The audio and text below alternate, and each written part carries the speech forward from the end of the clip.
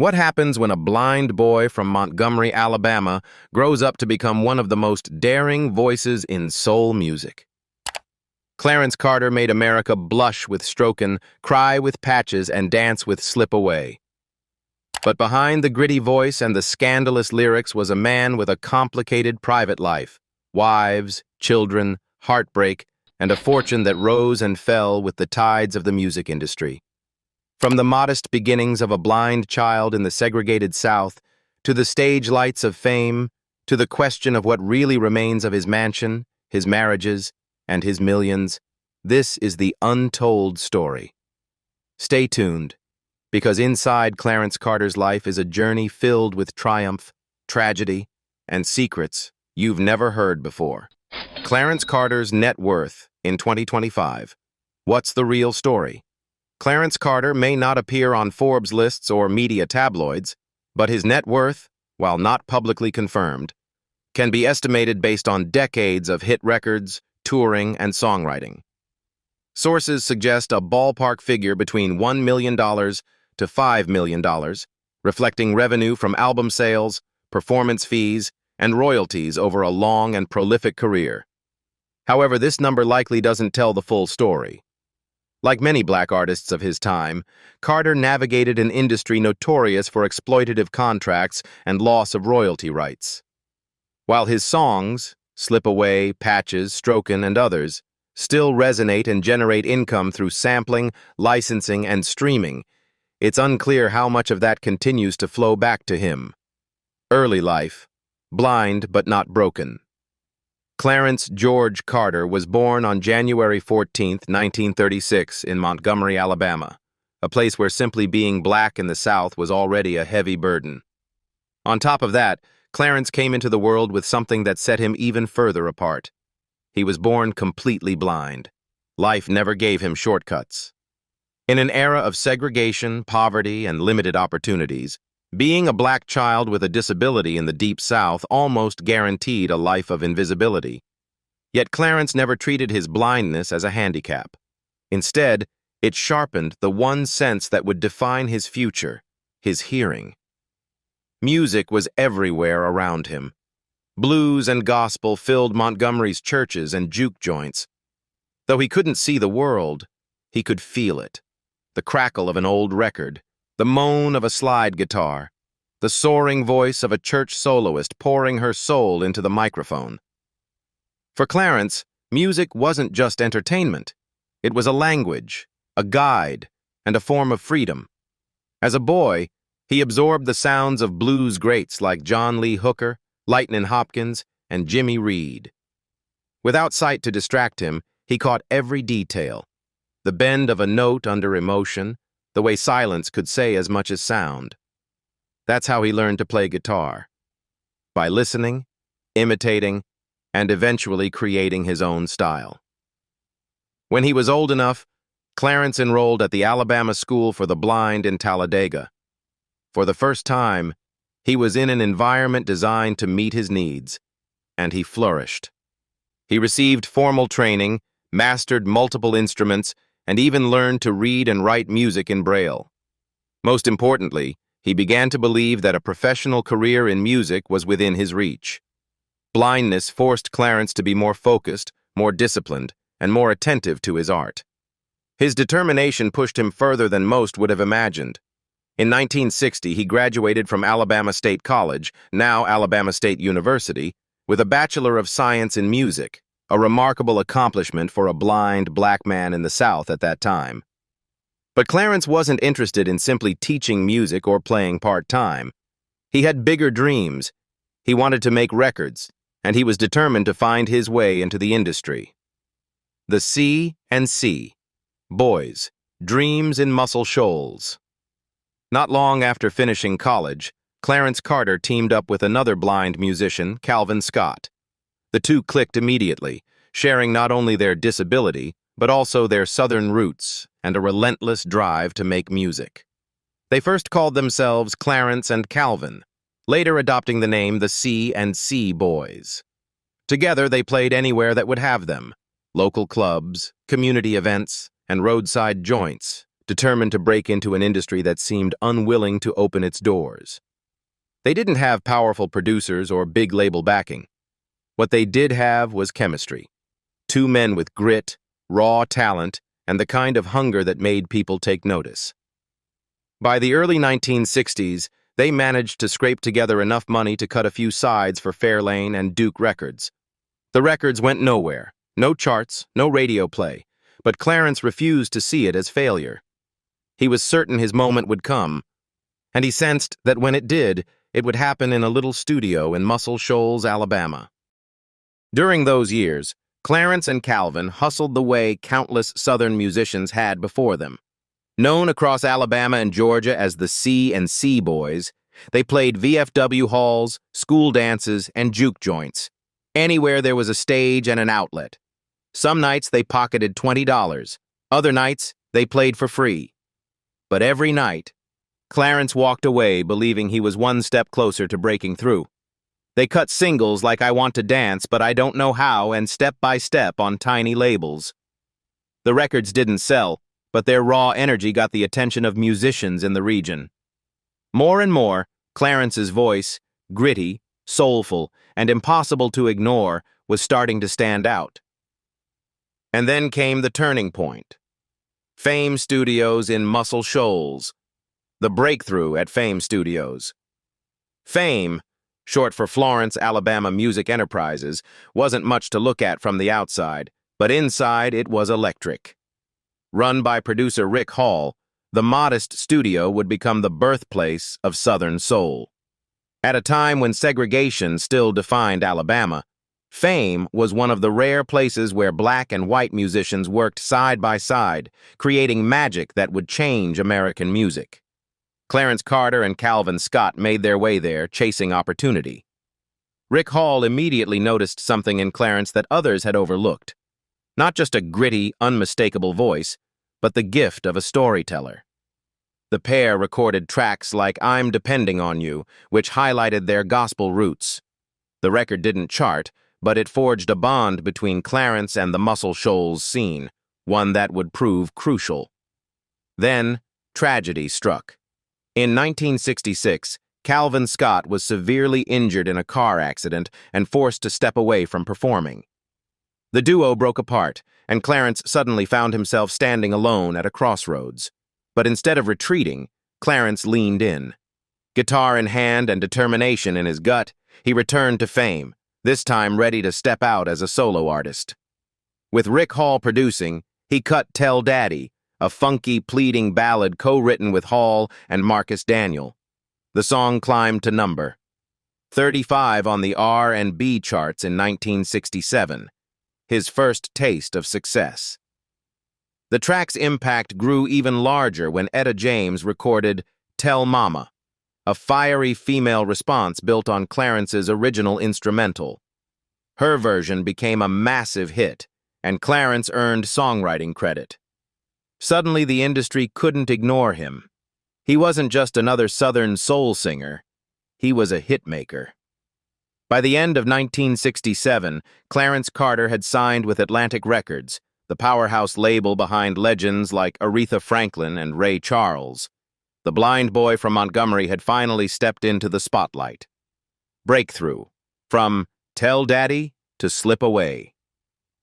By the time Clarence Carter signed with Atlantic Records in late 1967, he was no longer just another Southern soul hopeful. His first solo hit, Tell Daddy, had already shown that he could deliver raw storytelling with equal parts grit and tenderness. With Atlantic's muscle and Fame Studios' magic behind him, Clarence was ready for the next level. In 1968, he recorded Slip Away, a slow, sultry ballad about a forbidden love affair.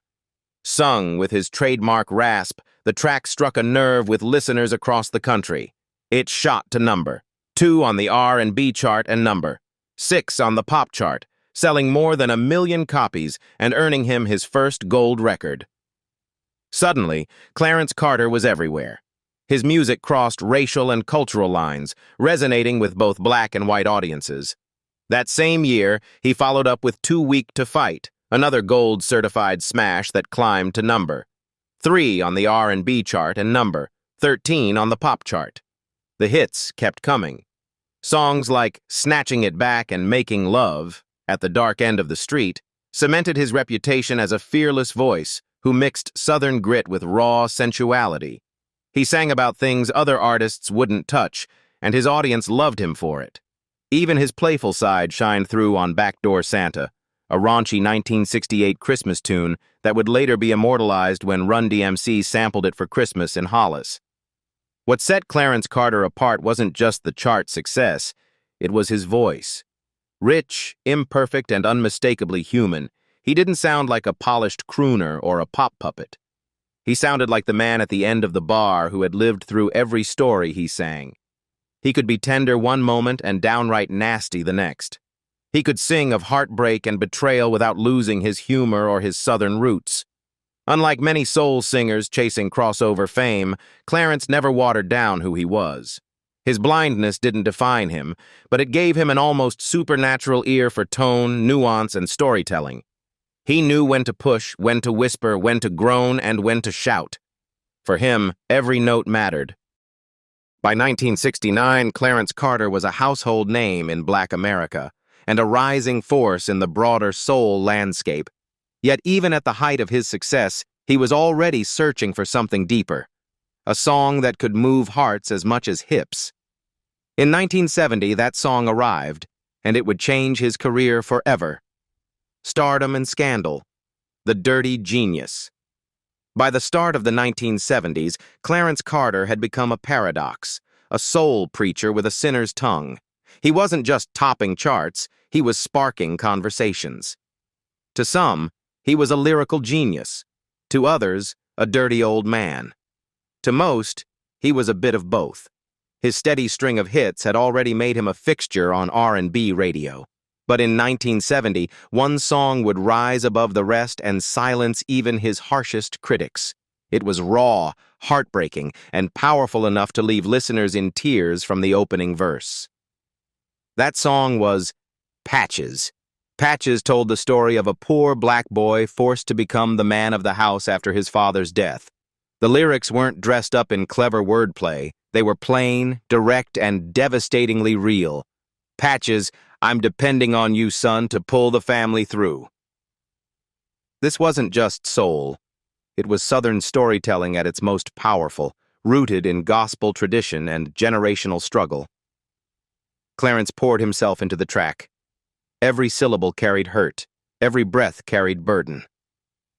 The song resonated across America, crossing barriers of class, race, and region. Patches became Carter's biggest crossover hit, reaching number 4 on the Billboard Hot 100 number, 2 in the UK, selling over 1 million copies, and winning him the Grammy Award for Best R&B Song in 1971. But just as Clarence proved himself capable of deep, soul-stirring storytelling, he leaned harder into his other side, the raunchy, unapologetic, dirty-minded Southern soul man. Alongside songs like Patches, he was also releasing tracks such as The Feeling Is Right and Doing Our Thing, dripping with sexual innuendo and funk-soaked grooves. While many of his contemporaries polished their sound to chase crossover fame, Carter dug deeper into the unfiltered corners of adult life: lust, betrayal, pleasure, and pain. This duality confused some listeners and alienated others. Radio stations weren't always sure how to handle him. Critics called him vulgar, too explicit, too down-home. Some dismissed him as a novelty act, a caricature of Southern sleaze. But Clarence didn't care. He knew exactly who he was. He came from the South, from juke joints and dirt roads, not Broadway or Hollywood. He sang about real people and real lives, not the polished fantasies America liked to see. In interviews, he explained it simply. I sing what I know. I know about women, I know about making love, and I know what it feels like when you're broke and heartbroken. Behind the bravado, Clarence was a craftsman. He arranged his music in Braille, directed sessions with laser precision, and demanded the best from his musicians. Blindness was never an excuse. In the studio, he was a perfectionist, demanding, disciplined, and deeply musical. And despite the controversy, the records kept selling. His 1970 LP patches charted well, and follow-ups like The Dynamic Clarence Carter and 60 Minutes with Clarence Carter kept him on the scene through the early 70s. But times were changing. Funk was on the rise. Disco was around the corner. Radio tightened its playlists, and Clarence's sweaty, gritty soul started to feel old-fashioned. The hits slowed. The big labels stopped calling. The industry that had once given him a Grammy now quietly set him aside. Still, Clarence never stopped being Clarence. He dug into the underground, kept playing clubs across the South, and wrote songs nobody else dared to touch. Songs that made people laugh, dance, blush, and sometimes squirm. In a world of carefully packaged stars and polished PR campaigns, Clarence Carter stood out for one simple reason. He was always real. And even as the industry turned its back, he was about to unleash one more song, one that would never touch the Billboard Hot 100, but would live forever in the jukeboxes of the South. A track so outrageous, it made him a legend all over again. Decline. A new era leaves him behind. By the mid-1970s, soul music was shifting, and not in Clarence Carter's favor. The gritty, sweat-soaked Southern sound that had made him famous was being pushed aside by funk, disco, and a slicker brand of R&B. Radio programmers now wanted glossy production, orchestral arrangements, and polished stage acts. Music was becoming shinier, smoother, and, to Clarence, less real. With his raspy voice and raunchy lyrics, he suddenly felt like a man out of step with the times. His later Atlantic releases struggled to chart. Songs like Backdoor Friend and If You Can't Beat 'Em still carried his trademark humor and raw Southern punch, but they no longer cracked the top 10. Audiences were chasing disco grooves from Donna Summer and Earth, Wind and Fire, sounds that filled New York and Los Angeles dance floors, not roadhouses in Alabama. By 1974, Clarence had parted ways with Atlantic. He bounced briefly to labels like ABC and Venture, but none of them knew how to handle him. Clarence wasn't about to reinvent himself as a disco act. He refused to soften his voice, dilute his lyrics, or dress his songs up with strings just to fit a trend. To him, if soul music had to be repackaged to sell, then it wasn't soul anymore. Instead, he kept doing what he always did best: performing. He toured relentlessly across the South, playing to loyal fans in black clubs who still remembered Slip Away and Patches and now laughed and danced to his dirtier new material. He worked county fairs, juke joints, military bases, casinos, anywhere working-class crowds wanted 3 chords and the truth. These weren't glamorous stages, but they were real, and Clarence thrived there. By then, he wasn't chasing Grammys or chart positions. He was chasing connection, one sweaty room at a time. He also began working behind the scenes, writing and producing for other artists, and mentoring younger musicians who admired his no-nonsense approach. Still, the mainstream had largely moved on. When retrospectives of the 1970s soul aired, Clarence's name was rarely mentioned. Critics seldom cited his influence, even though dozens of his tracks were being quietly covered, sampled, or imitated by younger artists. Clarence, however, never asked for sympathy. He understood the industry better than most. When you're hot, you're hot. When you're not, they forget you ever were. He wasn't bitter, just blunt. Away from the stage, his personal life had its own struggles. He married and divorced, raised children, and navigated the difficulties of being blind in a world that wasn't built to accommodate him. He lost close friends and collaborators and watched contemporaries like Otis Redding, Sam Cooke, and Marvin Gaye die far too young. Through it all, he kept pushing, still writing, still playing, even as much of the world assumed his time had passed. But Clarence Carter wasn't finished. Out of nowhere, he staged one of the most unlikely comebacks in soul history. It didn't come from a major label, a chart-topping single, or a glossy TV appearance. It came from a song so bold, so explicit, so unmistakably Clarence Carter that it became a cultural phenomenon without ever touching mainstream radio. That song was Stroken. Stroken, the underground legend. By the early 1980s, Clarence Carter had slipped off the mainstream radar. The chart hits were behind him, the big labels had stopped calling, and the industry had quietly moved on. But Clarence Carter wasn't finished, not by a long shot. In 1985, he cut a track so wild, so outrageous, and so unmistakably his that it resurrected his career in the most unlikely way. The song was Stroken. It wasn't subtle, and it wasn't supposed to be. Stroken was southern fried, bass-heavy, and downright filthy, with Clarence declaring, "I be strokin'. That's what I be doin'."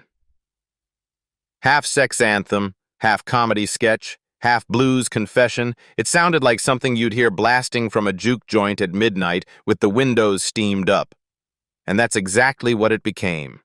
Mainstream radio wouldn't touch it. MTV refused to play it.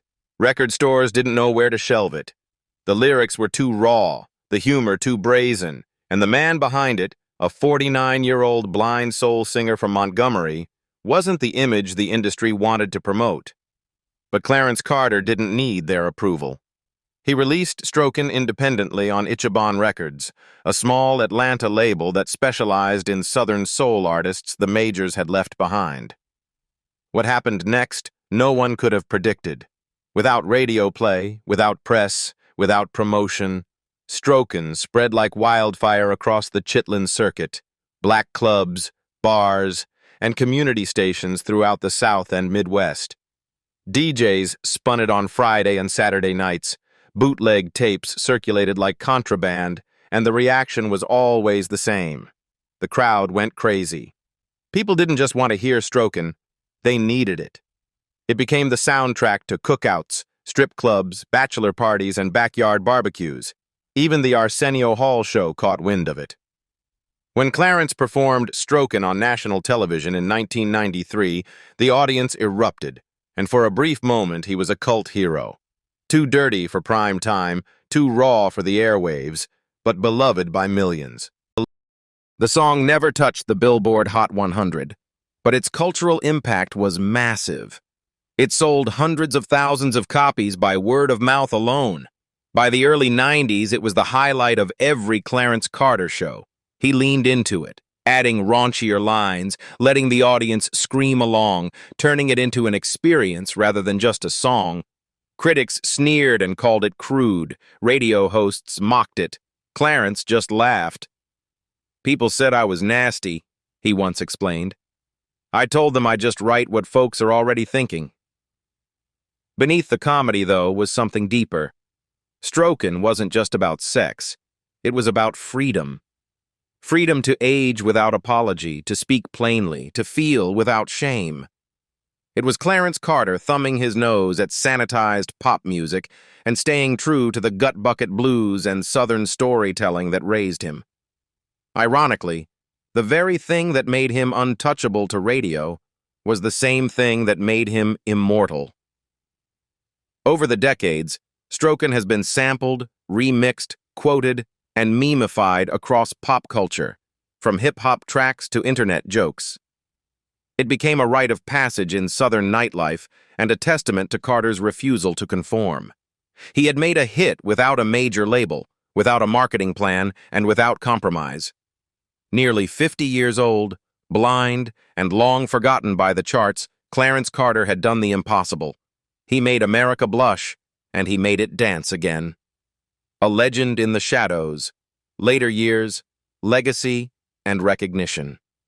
By the 1990s, Clarence Carter had already weathered the rise and fall of soul, outlasted disco, sidestepped the MTV era, and somehow, against all odds, remained relevant.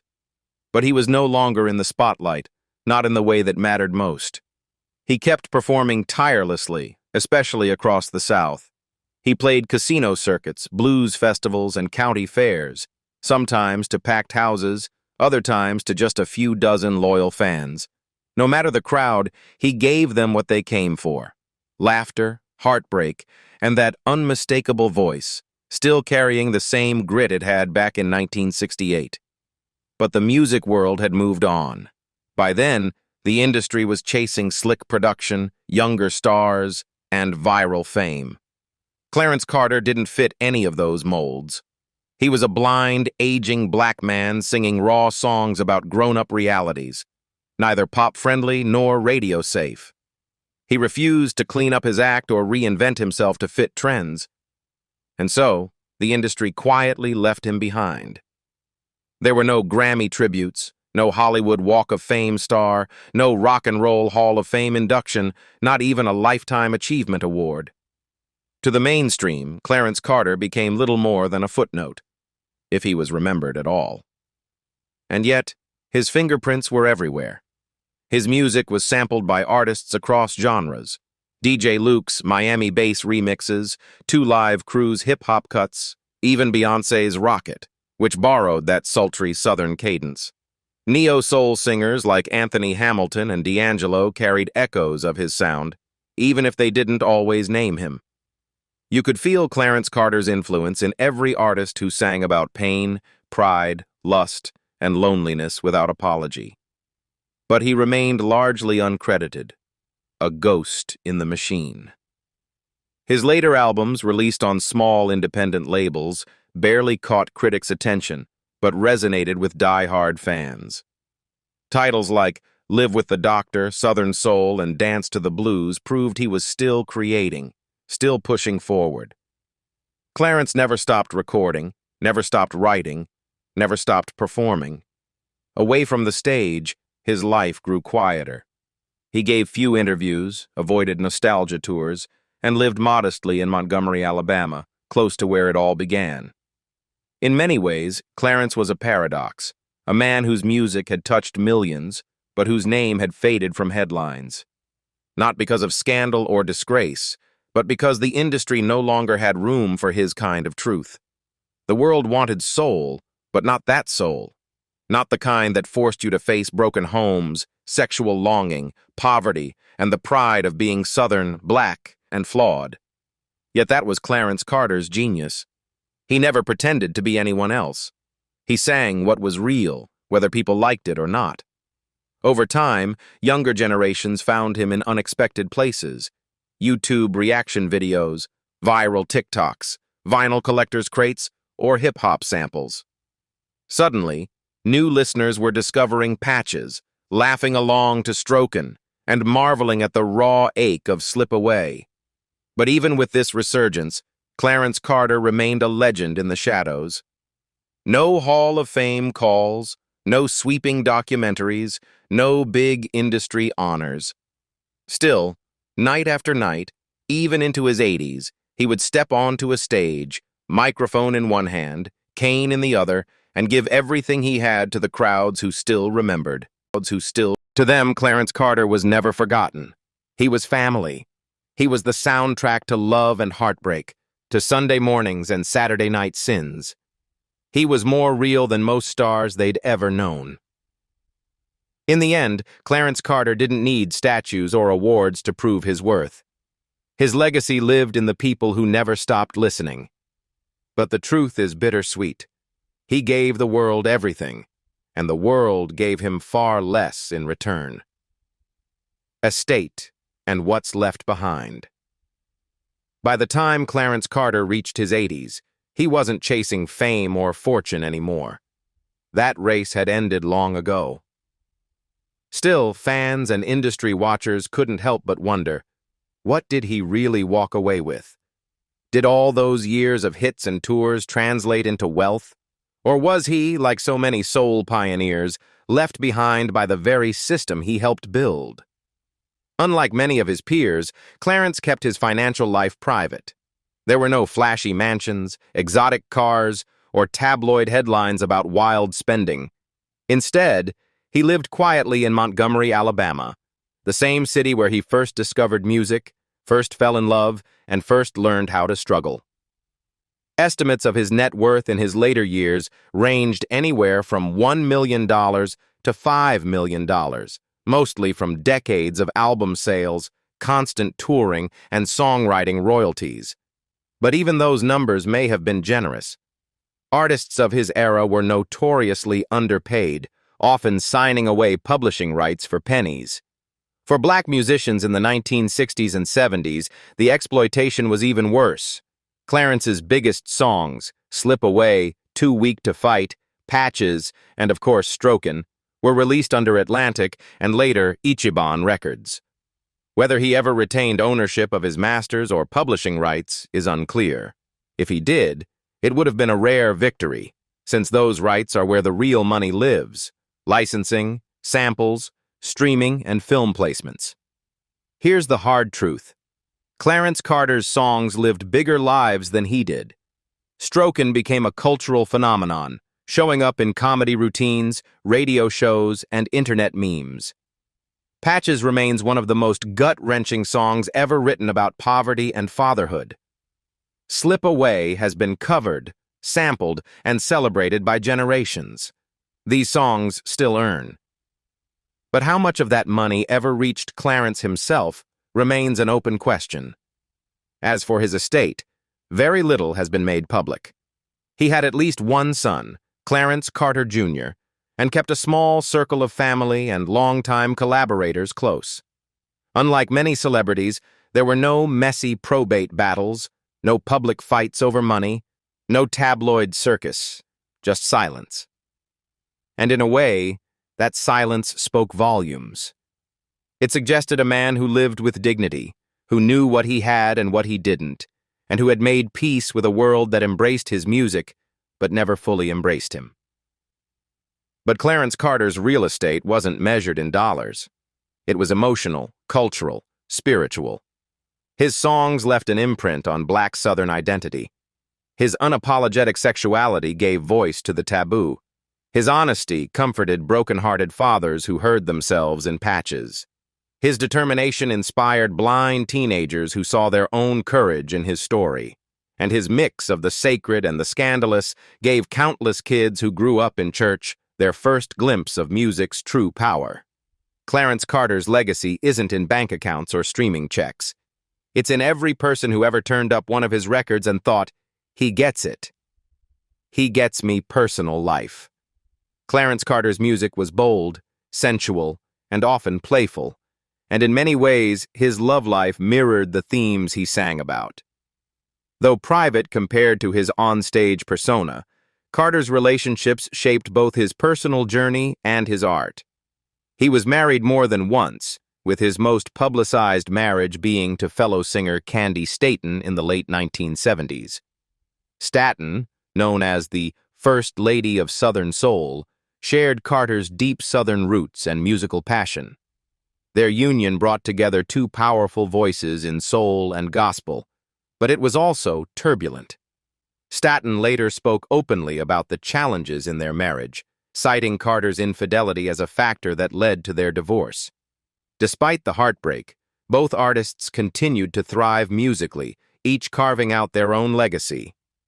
Carter also fathered children, including Clarence Carter Jr., and though details of his later relationships remained private, he was often described as a man who balanced humor, sensuality, and vulnerability in both his art and his personal connections.